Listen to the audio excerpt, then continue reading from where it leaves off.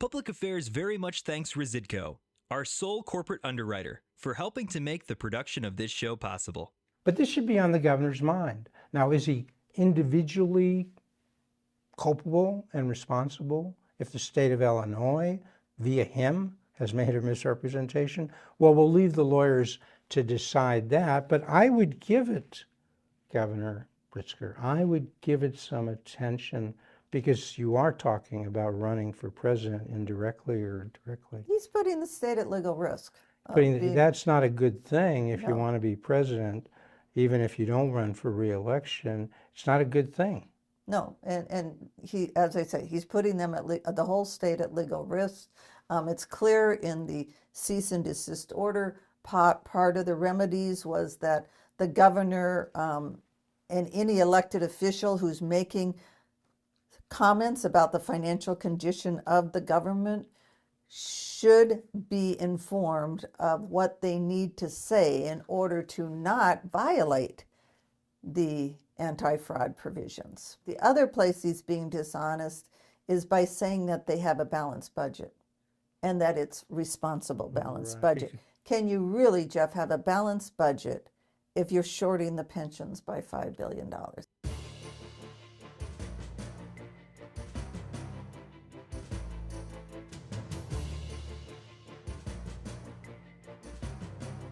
Berkowitz is my name, and politics is our game.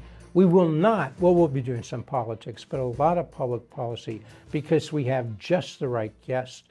We're dealing with, I shouldn't even tell you, it sounds a little bit eyes glaze over, pensions and accounting and things. If you see my recent shows, you know we're doing it. But that is so important. And we have just the right guest, because Sheila Weinberg, she is the founder and CEO of Truth in Accounting. There's nothing fuzzy, there's nothing difficult. Difficult in the sense she'll make it so easy to understand, because she is a national expert in the issues of accounting, private and government, and budget and finance, and all of that's wrapped into so much that's so important for the state of Illinois. We'll be focusing on. She knows all the country as well.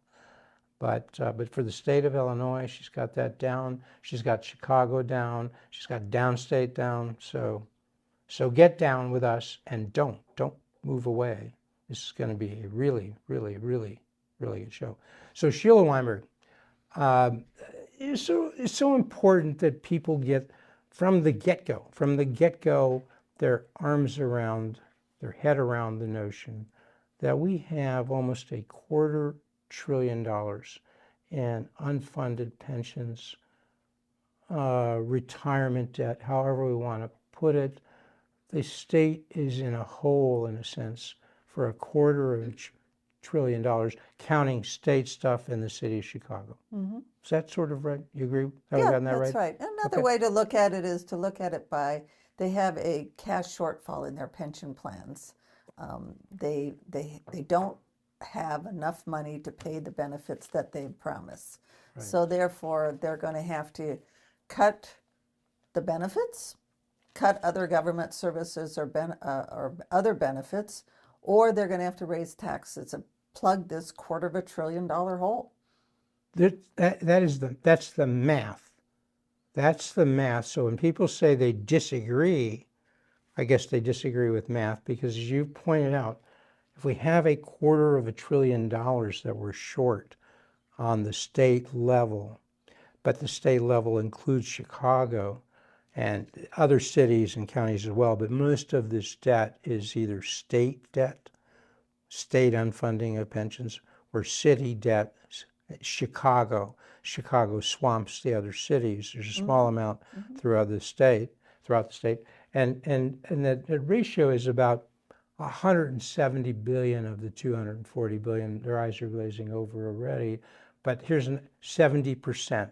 It's a 70% problem for the state of Illinois. They account for 70%, and then Chicago, most of the remaining 30%. So those numbers you can understand. It's a major problem. We'll get on why, but in the city of Chicago, come back to this, but the average household, if you're watching this in Chicago, is on the hook for $95,000. To get sort of even, you just take out your checkbook, write a check to the city of Chicago for $95K, and they'd almost be caught up with the what the actuaries say is the right amount. Yes, and that you're saying the city of Chicago, but what you're talking about is a taxpayer who lives in the city of Chicago. They're not just on the hook for the city of Chicago's, they're also on the hook for the state of Illinois, the Park District, Cook County, for the municipal, Right. all these others, So all you're right. It's combined. Chicago. Thanks for the correction.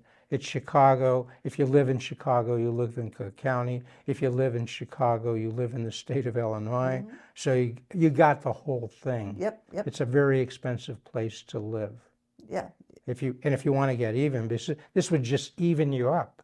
You're going to have to pay more for other pensions in the future, but this would sort of catch you That up. would get you, look at it as a credit card. It would be paying off your full credit card balance. And now what the city and the state and the other governments are choosing to do is pay it off over time. So again, they put it on the taxpayer's credit card, and in the future, the taxpayers are going to have to pay $95,000 to all of those entities just to catch up the old cost, not, as you say, any of the new cost. And when I say downstate, a lot of people refer to it that way. Downstate means anything outside of Chicago, or anything at least outside of Chicago and Cook County. So Rockford's downstate, even though it's up north of us. And things to the west of us, I often and many people say downstate. And so if you live downstate, you don't have the Chicago or Cook County problem, but you do have the state of Illinois problem. And you have your own little individual government problem also. Like, right, Winnebago County, if you're in Rockford, other counties, there does not to be anything like the issue of Chicago, and even Cook County is relatively small, I think, in terms of unfunded pension debt relative to Chicago. The main outliers in the country, Illinois, number one, Chicago, almost number one, maybe we're number one in being the worst. Yeah, but I wouldn't let the downstate people be off the hook. What I'm saying is that each one of them have, for example, their own police and firefighter fund, and those are massively underfunded. Now they're small because they're only small entities, but by per taxpayer, it could be a very large amount. And for that individual entity, I've looked at individual villages, and their police and pension fire funds are underfunded by like 6 times payroll. And so those are large amounts. You're absolutely right. For that individual city on the south side of Chicago or south of the city, they got a mayor, they got a village, they got a city that may be heading toward insolvency. They may have to, it's because they have such high unfunding of their pensions when they come due, if they don't want to go bankrupt, and they don't really have the ability currently to file for bankruptcy. The legislature could give them that ability, but those cities and villages can't, but they could go belly up, and one thing I was just saying, they won't be able to cover their police pension, which means they may want to say, if you want to cover your police pension, just cut back on the amount you're providing for current police spending, so you'll have less for current police, so you can pay your police pension. Yeah. And one thing that the state legislature just did and gave to all the little village police funds is they just increased those police funds benefits. So for example, the city of Chicago, the latest legislation during last session, they increased the city of Chicago's pension benefits, unfunded benefits, by $1.2 billion. And that happened with all of these governments So who have across police. the board, increase in pensions, say in Chicago for all Chicago police? Yep. What was the rationale for doing it? Did they have any? They wanted to give the police additional benefits. They wanted to keep those people happy. If you're in Chicago, the $95,000 in the hole wasn't enough. They were shooting for $98,000 or $100,000 or something. You can't make this up. I mean, who was responsible for that? Was the city council? Was the mayor? Somebody was responsible. if you're in Chicago, and you might want to have a sarcastic thank you note to all of the city council folks who voted for And it. if And I you assume they live in did. a village who has a police fund, you should thank the state legislature for that also. Okay. And so, I mean, just going right to Illinois, the pension contributions fall short of the actuarially determined contributions. We've mentioned this before in one of our prior shows dealing with this issue, but in 2026, when Governor Pritzker said, I balanced the budget, which he said in a speech to the General Assembly in, I think, February 26th. I'm proud to say that this year's budget proposal is balanced and responsible. It's great, we balanced the budget, but he didn't say, but we only paid the statutorily required contribution, which isn't the amount that actuaries would say they have to pay to balance the budget, right? Well, what he said is they're going to fully fund the certified amounts, and the certified amounts are based upon the statutorily required contribution. What this means is, let's say that, Jeff, you've gotten yourself into credit card debt. You decided, oh, I'm going to pay it off over time, but you don't want to have to pay the amount that the credit card company is saying. That would put a crunch into your budget. So instead of doing that, you come up with your own payment schedule. And then that amount is less than what the credit card company is saying you should pay. And what's going on here is the state in 1995 came up with what they called the Edgar ramp. They didn't want to fund the pensions. It's not a sexy thing to fund pensions. So they went ahead and said, oh, during the time we're in office, we'll go ahead and pay a little bit, but that will ramp up over time. And it's called the Edgar ramp just because the Governor Edgar was in office at the time. But that amount is less than what the state's pension plan's own actuaries say should go into the pension plan. So when he says this certified, the statutorily required contribution, was in 2016's budget, it's $5 billion less than what the actuaries say should go into it to fully fund it. But he's saying he's fully funding the amount, even though he's not fully funding what the actuaries say he should fund. That's for the proposed fiscal year 2026 budget. So he's making, I think, well, you're not going to make the legal determination of what's a misrepresentation, but you are truth in accounting. Is the governor telling the truth when he says it's a balanced budget? It is definitely misleading.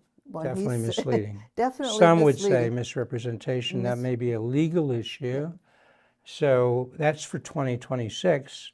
But he's been doing this every year since he's been governor. If you look at 2025, so he has a shortfall 2026 of 30% of what the actuarially determined contribution should be, 16.8, almost $17 billion. He's 30% short. But he was 30% short in 2025, and he was 29% short in 2024, and he was 28% short in 2023, and similar numbers if we go all the way back to 2020, his first year of doing this, 2021, 22. So he's really got 6 or 7 years. He's on a roll. He's on a roll for deceiving the state of Illinois. I'm just being, at least that's my understanding of listening to Sheila and others talk about it, who know much more about it than I do, that he's on a roll in deceiving the taxpayers of the state of Illinois, the citizens of the state of Illinois. Is he doing anything illegal? Well, the SEC sued, didn't they sue? The Securities and Exchange Commission in 2009 sued the state of Illinois. Yes. Right? And they settled in 2013, and none of that could be used in a court to say they admitted guilt, but they did say they were doing some things that they would cease and desist, right? Yes, so the governor isn't unique in this. He, ever since they established this bogus funding schedule, that one of the SEC officials said was a mortgage balloon payment on steroids, and said it really didn't adequately fund the contributions. Ever since they have had this schedule and they've fully funded their bogus schedule, they have underfunded what the actuaries say. And again, it's not numbers I'm calculating. I'm not recalculating these numbers. I'm taking these numbers right off of the actuarial's reports, not my reports, off of the actuarial reports. Some of these people who are actuaries work for GOMBI, the Governor's Office of Management and Budget. They have their own actuaries, don't they? Yes. So yes. he gets his own staff to tell him this. Presumably they're being candid with him, and yet he sort of massages that into where we have a balanced budget. Yes, and what they did between 2009 and 2013 is they said that you are not saying, you may be going ahead and saying you're funding the statutorily required contribution, but you're not, in the bond offerings at that time, they weren't saying, yeah, but that doesn't adequately fund the plan. So they said you have this scheme that funds, that you're saying you're funding your scheme, but in your bond offerings, to be truthful to the potential investors, you need to also highlight the actually determined contribution. I looked through the governor's 600-page something budget, and I could not find any mention of what the actuarially determined contribution is. Now, if you look at the bond offerings before the SEC filed suit, they also did not mention the actuarially determined contribution. If you look at the bond offerings after the SEC slapped their hands, said you're doing securities fraud, you will find the actuarially determined contribution in there. But he's not mentioning it in the budget. But the law, I mean, I'm a recovering lawyer, you're not a lawyer, but the law says it's not just what you say in the bond offerings, it's what you say to the General Assembly, it's what you say in a press release and a press conference. It doesn't have to be something that's just in the bond offering, right? Yes, and there was it's much broader, this idea of the SEC. I think they would say in the law, misrepresentation can occur in a number of places. Yes, and there was a 2020 legal bulletin by the SEC staff that said, do the anti-fraud provisions apply to municipal securities? And obviously it does. And specifically in that document, it said you can't make misrepresentations in your budget. So it's possible. The SEC, they have new people. The Security and Exchange Commission has 5 commissioners. They decide to prosecute. As I understand the way it works, they're sort of prosecutor and jury initially, because they prosecute, they could file a complaint, but then the SEC decides it. And I guess you can appeal it, I assume, to the Circuit Court of Appeals, Federal Circuit Court of Appeals, Supreme Court.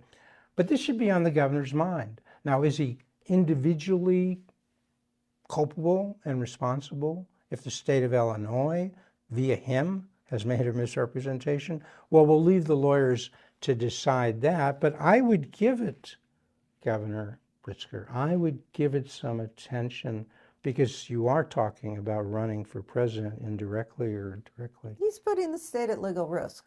That's not a good thing if you No. want to be president, even if you don't run for re-election. It's not a good thing. No, and he, as I say, he's putting them the whole state at legal risk. It's clear in the cease and desist order. Part of the remedies was that the governor and any elected official who's making comments about the financial condition of the government should be informed of what they need to say in order to not violate the anti-fraud provisions. All right. So, I mean, look, if we've gotten this wrong, if you differ, Governor Pritzker, you're always welcome to come here, give you all of the opportunity to give us your perspective, your view, because we're fair and balanced. Aren't we? And I would say he's not just being dishonest about the that he's paying the full amount. The other place he's being dishonest is by saying that they have a balanced budget and that it's responsible balanced budget. Can you really, Jeff, have a balanced budget if you're shorting the pensions by $5 billion? Can't be, because that amount that they're short, that's what you have to put in to start to catch up. So over the next, if you're plotting this out to 2046, which is what the Edgar plan did, it means you're going to have sufficient funds every year, but you're not putting in enough to have that. That's what the actuarial or actuaries determined contribution means. It's a science, Governor, taxpayer, citizens.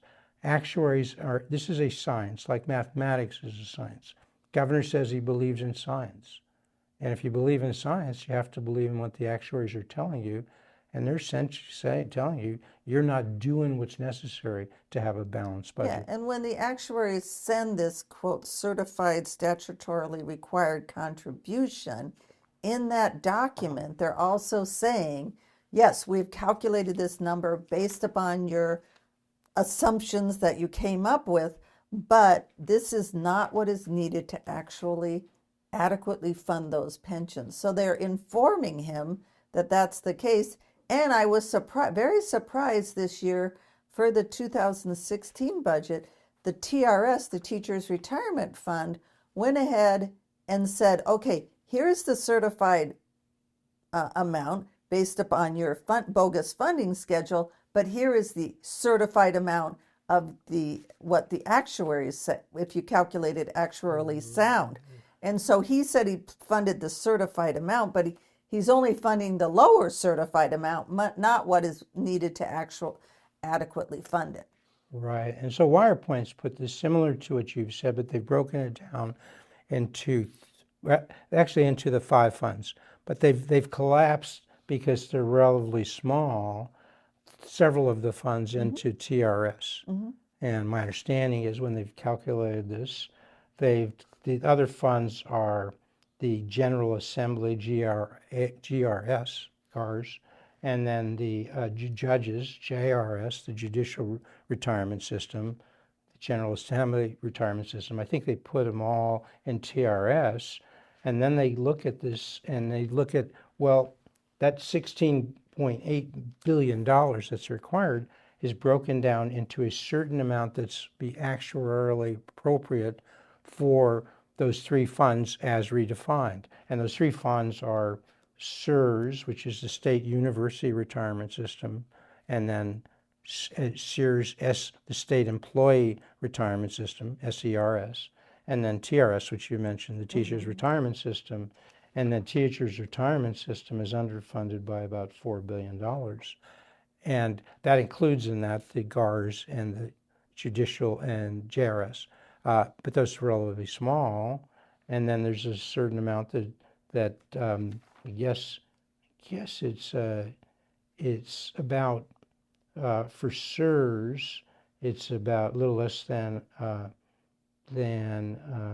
billion. And then that's SURS is a little less than, looks like 300 million. So the bulk of that underfunding is actually in the TRS thing. The TRS. But it doesn't matter, it's the whole thing. It's that altogether it's $5.1 billion, and that's just 2026. You could do a similar thing for 2025, going back, 2024, all the way back, and it just tends to accumulate. And these are the shortfalls that you've talked about, and averages. Actually, we haven't looked at all of this, but if you did, and you've looked at it, but we're not presenting it all, it's about 29% for the last 7 years. Yeah. If you take 3 years and then you take 4 years, that's a pretty substantial. The short of it is where we started. We're not putting in the amount to pay these pensions over time. Right.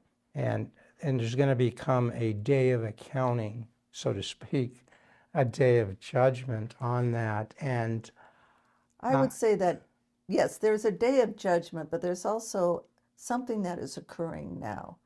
The governor and the previous governors have not truly balanced the budget. but they have came out and said that they've truly balanced the budget.